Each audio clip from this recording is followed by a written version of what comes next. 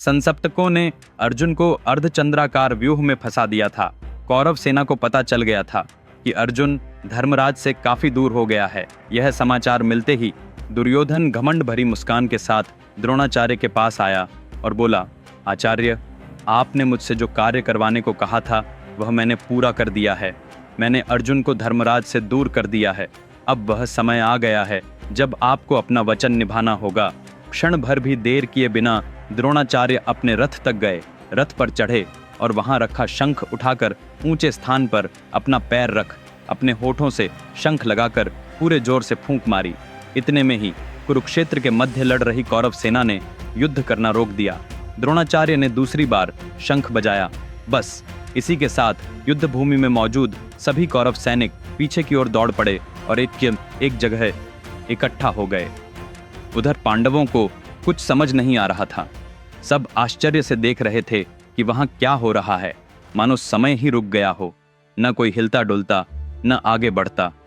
इतने में कौरव सेना में ढोल नगाड़े और युद्ध भेरियों जैसी वाद्य ध्वनियां गूंजने लगीं।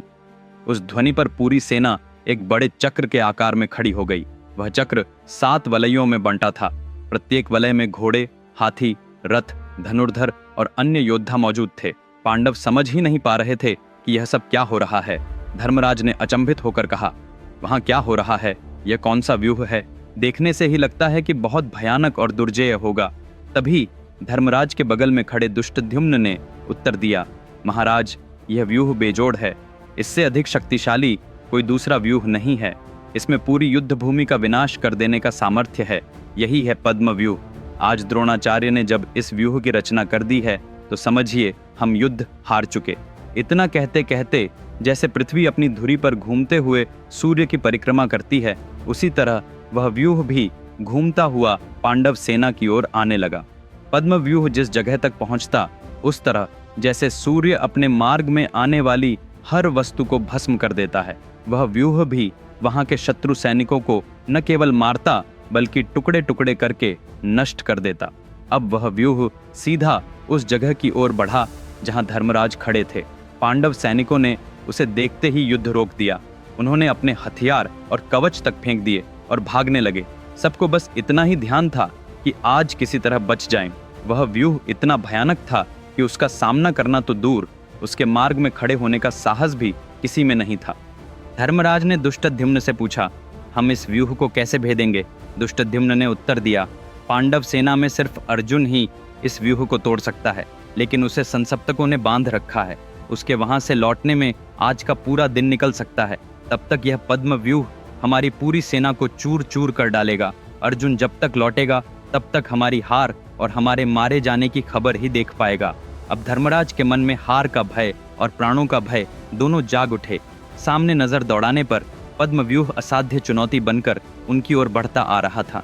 एक भी सैनिक ऐसा न था जो आगे बढ़कर उस व्यूह का सामना करने को तैयार हो। धर्मराज के हाथ कांपने लगे।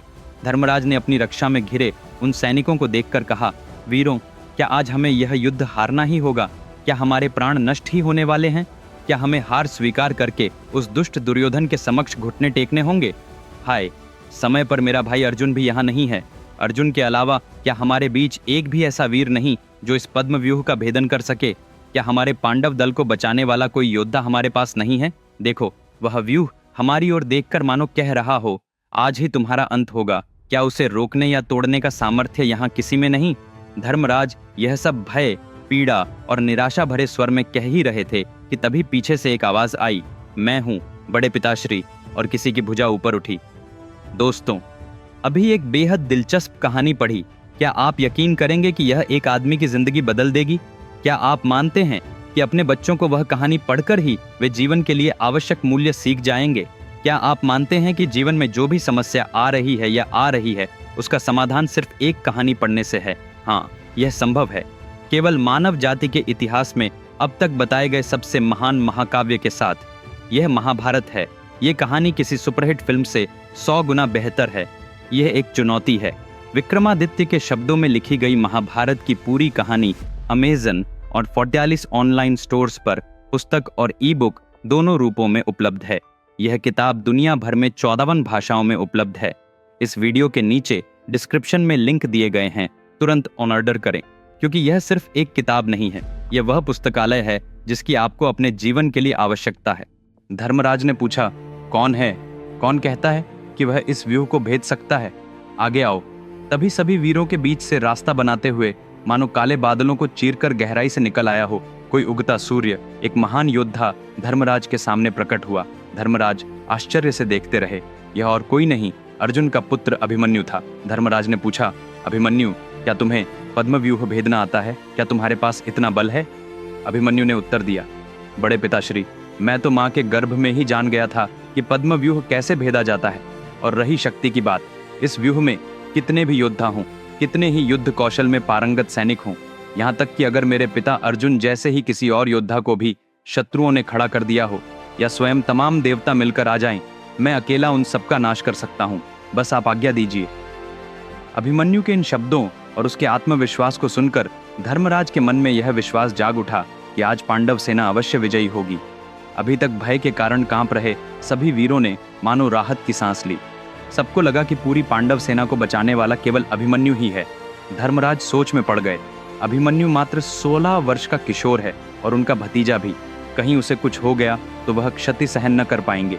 इस बीच अभिमन्यु एक कदम आगे बढ़ा और बोला, बड़े पिताश्री, मुझ पर भरोसा कीजिए, मैं इस व्यूह को भेद दूंगा। मुझे बस एक मौका दीजिए। आज ही मैं पांडव सेना को विजय का उपहार दूंगा। अब और मत सोचिए, मुझे आज्ञा दीजिए। तब धर्मराज ने अभिमन्यु के कंधे पर हाथ रखकर कहा, अभिमन्यु, आज इस पूरी पांडव सेना का जीवन तुम्हारे हाथों में है। चलो, हमें मार्ग दिखाओ, हमें इस पद्म व्यूह में ले चलो। तुम्हारे साथ मैं और हमारे वीर सब चलेंगे। आज हम मिलकर इस व्यूह को तोड़ेंगे और कौरवों का अंत देखेंगे। मार्ग दिखाओ अभिमन्यु। धर्मराज के वचन सुनकर अभिमन्यु ने हर्ष और आत्मविश्वास के साथ मुस्कुराकर हुंकार भरी, रथ सारथी, घोड़ों को तैयार करो, रथ में शस्त्र सज्जा को पूर्ण करो। आज कुरुक्षेत्र के इस महायुद्ध में हम कौरवों का अंत करके रहेंगे। अपने रथ को तैयार करो। अब देखते हैं अभिमन्यु युद्ध में कैसे आगे बढ़ता है। पर पहले समझ लें कि आखिर यह पद्मव्यूह इतना शक्तिशाली क्यों माना जाता है कि उसे भेदना असंभव जैसा कहा जाता है। जब सिपाही पद्मव्यूह नाम की फॉर्मेशन में खड़े होते हैं तो दूर से वह एक विशाल चक्र जैसा दिखाई देता है। इस चक्र में 7 वलय होते हैं। हर वलय में अलग प्रकार की चुनौती होती है। बाहर के वलय की तुलना में अंदर के वलयों के सैनिक और भी प्रबल होते जाते हैं। व्यूह के केंद्र में राजाओं और राज परिवार के सदस्य, सेनापति और महान योद्धा होते हैं। प्रत्येक वलय में 5-5 पंक्तियों में सैनिक व्यवस्थित होते हैं। 1 पहली पंक्ति में तलवारधारी सिपाही, 2 दूसरी में धनुर्धारी, 3 तीसरी में घुड़सवार, 4 चौथी में हाथियों पर सवार, 5 पांचवी में रथों पर सवार सेनाएं। हर प्रकार की सेना अपनी अपनी दिशा में अपनी अपनी गति से लगातार चलायमान रहती है। यदि कोई वीर इन वलयों को पार करना चाहे तो उसे मार्ग में आने वाले प्रत्येक सैनिक को हराना होगा। उदाहरण के लिए, यदि कोई कुछ सैनिकों को मारकर अंदर घुसने की कोशिश करे तो पीछे की पंक्तियां उसके पीछे से प्रहार कर देती हैं। भले ही आप दूरी से कुछ सैनिकों को मार गिराएं, लेकिन जब तक आप वहां पहुंचते हैं वह पंक्ति आगे बढ़ चुकी होती है और राह फिर बंद हो जाती है। ऊपर से इस पद्म व्यूह में प्रवेश करने के लिए 40% ऊर्जा शक्ति की जरूरत होती है, तो बाहर निकलने के लिए 60% ऊर्जा चाहिए। अधिकतर योद्धा बीच तक पहुंचते पहुंचते थककर चूर हो जाते हैं और फिर बाहर निकलना नामुमकिन हो जाता है। इसीलिए इसे एंटर द ड्रैगन जैसा व्यूह कहते हैं। केवल अंदर जाने का रास्ता, बाहर निकलने का नहीं। ऐसे दुर्जय पद्म व्यूह को भेदने के लिए अभिमन्यु तैयार हुआ। दोस्तों, अगले एपिसोड में कंटेंट एक अलग लेवल का होगा, इसे मत चूकिए। चलो, अगले शनिवार उसी समय फिर मिलते हैं। मेरी महाभारत पुस्तक अभी ऑर्डर करें। इस वीडियो के नीचे विवरण में लिंक दिए गए हैं। इसके अलावा अगर आपने अभी तक मेरे चैनल को सब्सक्राइब नहीं किया है तो तुरंत सब्सक्राइब करें। तब तक अपना ख्याल रखें। अलविदा।